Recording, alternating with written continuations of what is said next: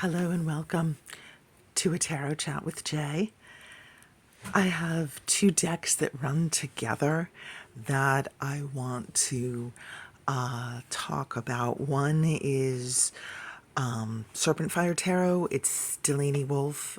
This is an independent deck.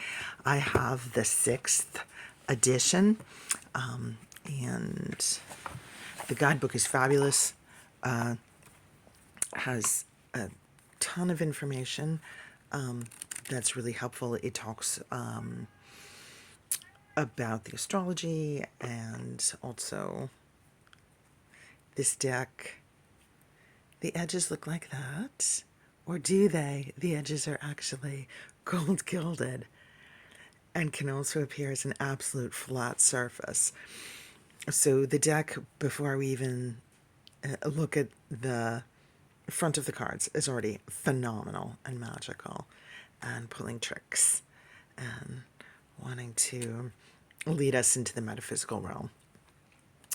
Okay, so I've had this deck for a while, and I'm not hyper good. I'm not well versed in a lot of astrology as it runs into tarot. I have a general overview of what's being discussed, and I know some of the terminology, but I never fully understood these cards, and I never particularly had anything to run them with. I very much like to run tarot with the Oracle, and then we picked up the Empath activation cards, 44 card deck. This is by Stephanie Redfeather. This is published by Bear and Company. The box is gorgeous. Them, man, I mean, it's beautiful. It's so put together. Look at this big chunky book. We'll be discussing the book later. And then the cards are nestled in. They're gorgeous, nice and chunky. The only thing I don't like, the back is one of the cards, so I don't like that. I don't like repetitive cards. Woo! Hi there, friend. I tend to pull them out of the deck because I don't know. Sometimes if it shows up, it's just like, yeah, you've chosen the correct deck. Keep going. Like, okay, thank you. Appreciate that. So anyway, these, even the backs together are gorgeous. And that's not an easy color match to accomplish, but we'll give them a little shuffle, see how they do, and run them together. I love how they sound. I will drop shuffle these.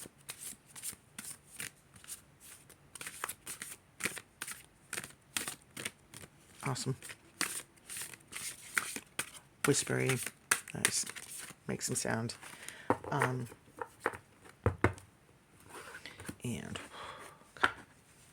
these shuffle like a dream. They always have. I got them when I was only riffle and bridging. So that's how I handle them. I always have. Like I said, I haven't used them a lot because I never really understood them. I understood they were gorgeous, powerful, how to do the tarot, but they came to me at the beginning of my tarot journey, and now that I'm on a re-emergence, I feel like I can understand them much better, especially when paired. So let's give this a shot. Okay.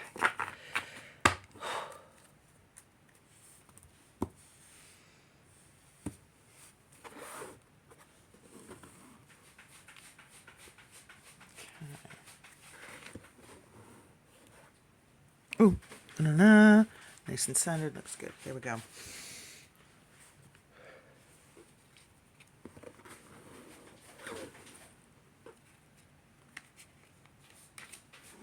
Yeah, I'll do this one, babe. There we go. Thank you. Libra's getting fussy. All right. So they have key phrases. So embodiment, there's a ton of work off of that. Even like with the backs, those are color matches. I see the circles coming through, and those colors and that swirl and that welcome to play, that layering. Oh my goodness. So I was going to discuss how this is quilt based, that it's if you cut out circles of different colors and lay them on top of each other, if you cut out images of different colors and lay them on top of each other, you can sew pieces together and create a quilt. So you can sew pieces together and create a quilt.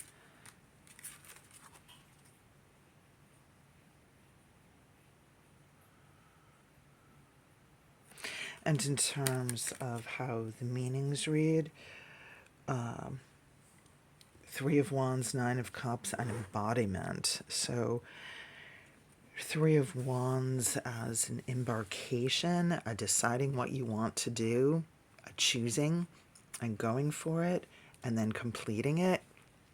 That pretty much discusses the how you make quilts. And that's always been, for me, it seems, a larger metaphysical lesson as well.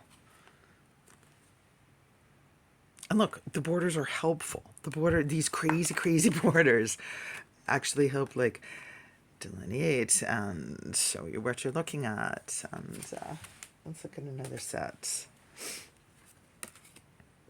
Here we have the energetic center of gravity. Wow. Between the Nine of Swords and the Ace of Swords. And absolutely, we see like a different colorway. This colorway is beautiful. Peach and mocha and latte and coffee and all these earth tones and the black and the simplicity of colors. And they match beautifully. And what is our message of Five of Swords? A bit of conflict. Ace of Swords, the care that you use with your words and your ideas, and the energetic center of gravity, that when you're in that chaotic, over-speaking, overthinking place, bring it back in, know your worth, and bring your laser focus. Also, it's, I don't know, for me, that's the, I'm seeing that shape. Whoa, sorry. Here we go. I'm seeing this shape repeated. Vroom, vroom, vroom, vroom, vroom, vroom, vroom, vroom. They speak, they sing, they absolutely harmonize these cards together. All right, what's next? Megalithic Gateway. Yeah. So, oh God, look at those colors. So megalithic gateway, does that specifically mean anything to me? No. But that image speaks of grounding, compass, place, weight, heavy planetary swirl. We have the Two of Pentacles and the Sun, and we're seeing those deep planetary circles.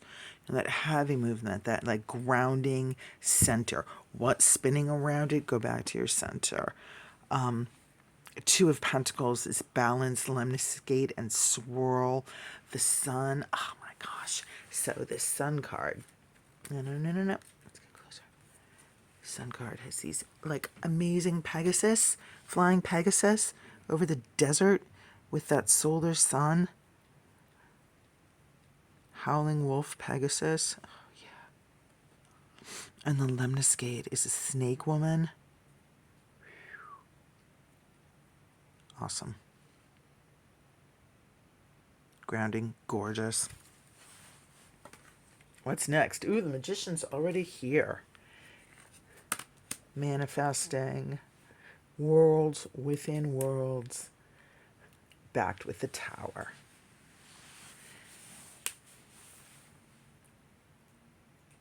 Awesome.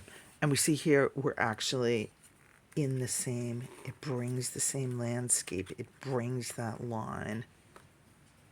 Ooh, here we go.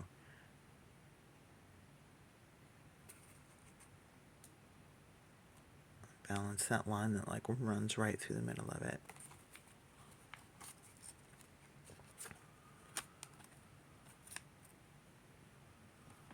Flip them, give them a new perspective. Put them sideways.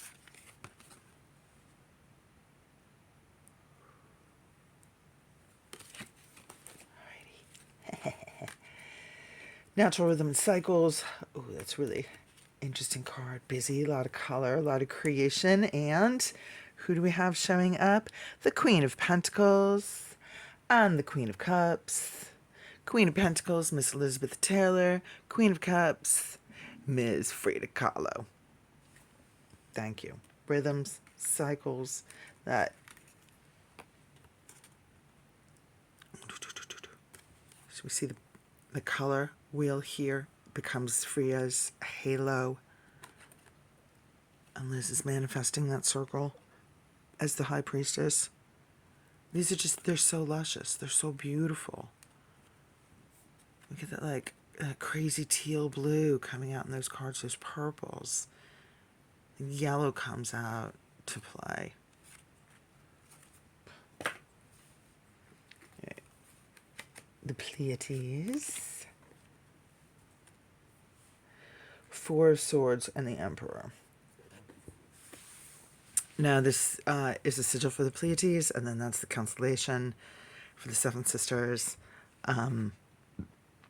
Four of Swords is a safe place to rest, and the Emperor provides a very safe and solid point as well. And I'm seeing those oranges, those reds come out.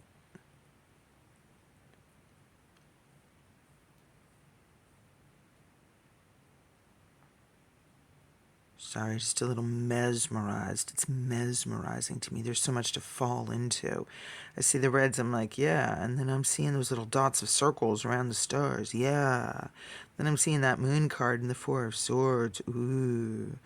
I like click over to the chakras. It's emanating from the Emperor's chest and the portal behind. And go back to those stars. Yep, that's what I'm here talking about, these decks. We'll do one more. Abundant of Universe with that gorgeous lavender swirl. I've got the Nine of Swords and the Hanged One. Beautiful. So we see Nine of Swords, like anxiety. How do we move from that place of where we're stuck? And the hint is right here. You see that, like, lavender and green? It just pops you over here onto this little path. Here you are. Here's your little swirl. It's an abundant universe, my darling. Your little nightmares, little ticks and talks that keep you up at night, these tiny pistons and tiger lily roars that are keeping you awake and interrupting your beautiful sleep. You can release that. You can release that power. It's an abundant universe. It's one little peach blossom in a swirling, giving, gorgeous universe. And the Hanged One echoes that. The Hanged One combines those colors, combines the peaches and the teals and all those purples, and says, take a new perspective. This is a person in just a phenomenal frilly dress, just like upside down, going, yes. Let's have the party hanging from the ceiling. Why not? Why not? Let's do it. It's an abundant universe. I don't need to stay awake worrying about the minutia of setting the party. I can set the joy in motion. Wow. Thank you for joining me. It's been Tarot with Jay.